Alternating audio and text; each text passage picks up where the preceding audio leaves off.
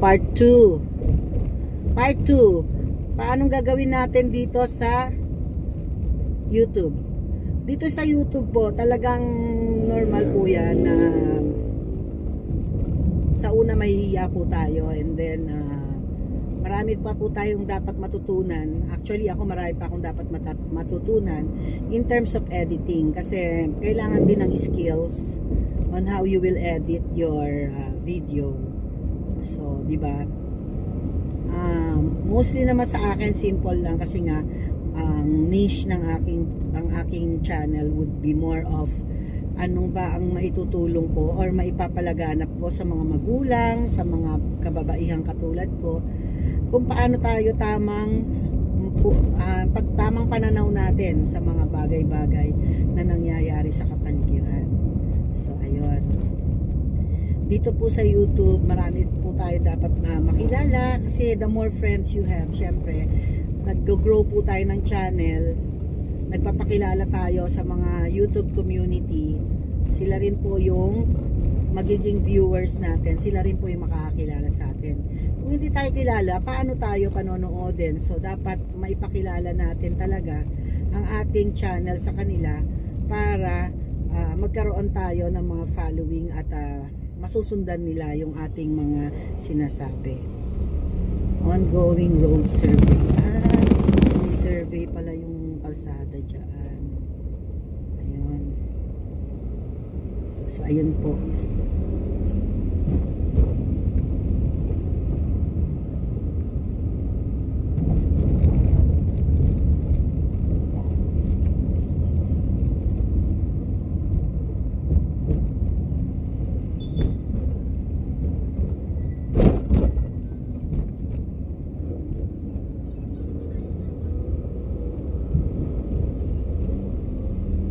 Puno lagi yung kanyang schedule. Hirap hanapan ng schedule. So yun, nag-iisip ako tungkol doon sa June 24, kasi yung June 24 na birthday ko po yun. So ang iniisip ko, simple gathering lang siya para sa family, para magkaroon ng na magkausap-usap, ganun. Mga simple lang po. So ayun,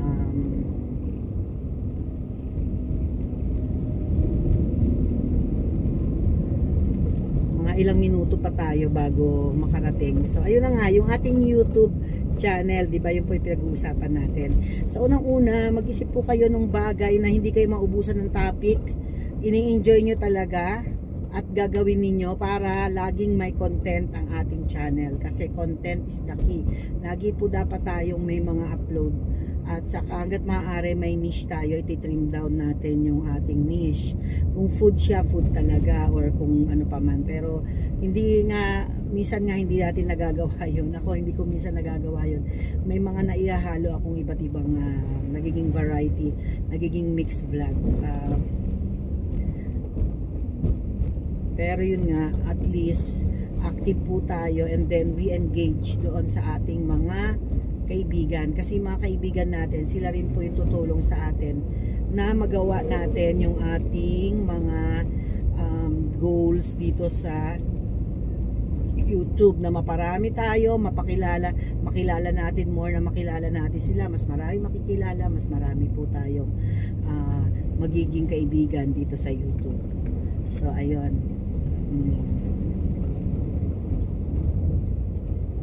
yung mga bashers, yan po ay normal lang. So dapat po, dati nung una, syempre nahiya rin ako, nasasaktan ako sa mga negative comments, kasi kung ano-anong comments lang ang sabihin yan, boses mo, ganun-ganun, mga itsura mo, syempre hindi man tayo artista. Sa umpisa talaga normal po yun, dahil hindi pa tayo sanay, nasasaktan tayo eh. Sa bandang huli, may isip mo, ay actually hindi naman talaga sila nag-comment para ma-improve tayo. So dapat wag na lang pansinin, ignore na lang yan. At saka wag niyo po i-block, kasi nakakadagdag yan sa ating views, di ba? Hayaan niyo na sila magsalta diyan, unless minura ka na or ano na. Yun nga, pag may sinasabi na kahit nga words na mga sexy na words sa ganyan. Hindi ka naman affected yung mga ganyan eh, mga naglalambing lang yan or naghahanap ng siguro malungkot sila sa gabi na yon. So yung mga ganun, huwag na kayong masyadong ma-offend.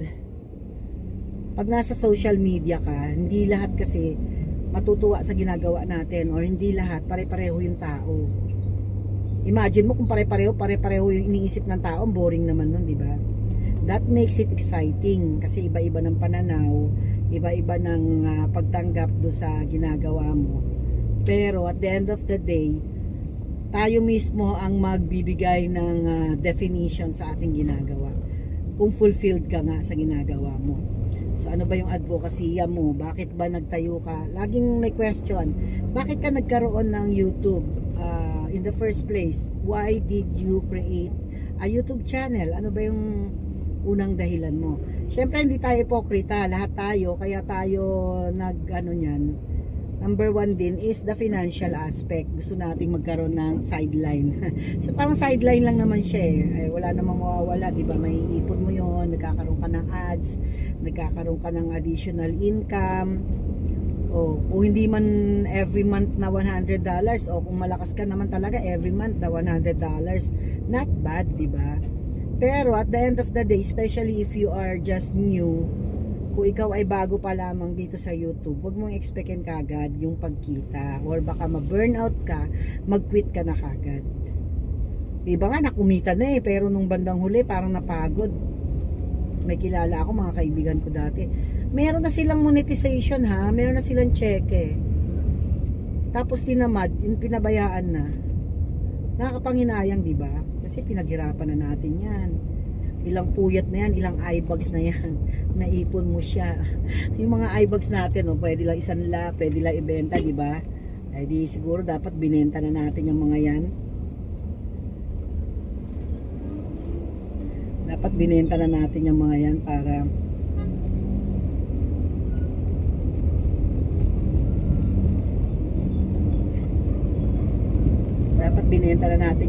para hindi na tayo nahihirapan. So, ayun. Maganda pa rin na ituloy kahit papano. So, hindi naman mawawala yan eh. As long na lagi ka lang ding nag-upload. Pwedeng humina yung income mo. Pero yung hindi ka na magpapatuloy ng puyatan na vloggers or yung nag-iipon ka ng 4,000 watch hours kasi monetize ka na. Or yung iba kasi nag-aano naman yung ginagawa ng iba, nagre-result do sa mga copyright, kumukuha ng video ng mga artista na hindi naman sa atin na video yon. O yun, ang nagiging CPR po yun. Iwasan po natin yung music, iwasan po natin, wala rin tayong kikitain dyan. Ang mabigat doon, hindi ka na kumita, baka mamaya ma-demonetize pa yung YouTube channel, mas mahirap pa yun. So ayun po.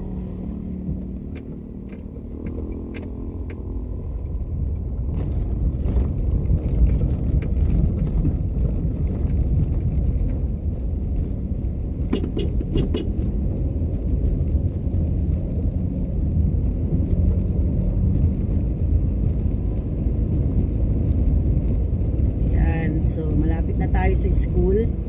Tuloy-tuloy lang guys, kung ano lang yung mga gusto mong i-share sa mga tao. Yan. Ngayon nga, share ko sa inyo yung trabaho natin sa school. Paano natin hina-handle ang mga bagay-bagay, di ba? Yung pakikisama sa mga tao, hindi siya basta-basta. It's an art, really. It's an art. And it's not easy, but you have to balance everything. Sabi nga, ang pinakamahirap na i-handle din ang Filipino kasi very sensitive. Maraming mga hidden meaning, hindi makapagsabi ng totoo. So mahirap yun. Oh, mahirap no! yun pagka ikaw ay may tinatago ka. Nagiging misteryoso ka at hindi ka totoo. Sometimes ganun lang talaga siguro ginagawa nga ng mga iba kasi takot na magkaroon ng dislike or disapproval from others or rejection from others. So mahirap po talaga ma-reject. All of us wanted to be accepted by people. Lahat po tayo gusto natin yung maraming nag-a-approve sa ginagawa natin, yung na-appreciate tayo. Pero mahirap din naman po kasi kung lahat ng gagawin natin ay masyado tayong maingat para lahat ay magustuhan tayo, which is hindi po yon posible, napaka-imposible po nun. The best pa rin po yung maging totoo tayo. So minsan masakit kasi talaga ang katotohanan, pero kung sasabihin po natin yung totoo na maipaliwanag natin sa kanila na meron po tayong ano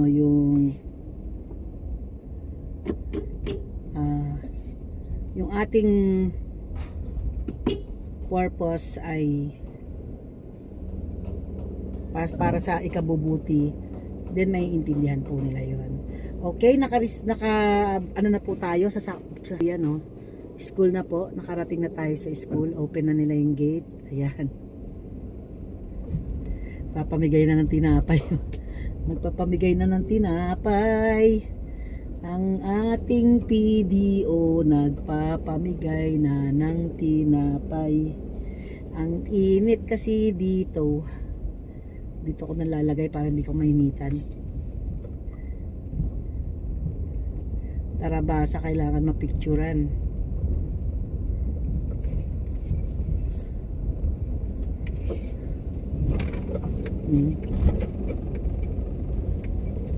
Yan ang ating school. Every morning or every day, Monday to Friday, we need to be here. Yes, kailangan natin nandito tayo sa school every morning, every day. Kasi mahal natin ang eskwelahan, it's our work. So ginagawa natin ng tama. Okay, kailangan ko magpicture pala. So bye-bye. Goodbye guys, see you on my next vlogs. Bye!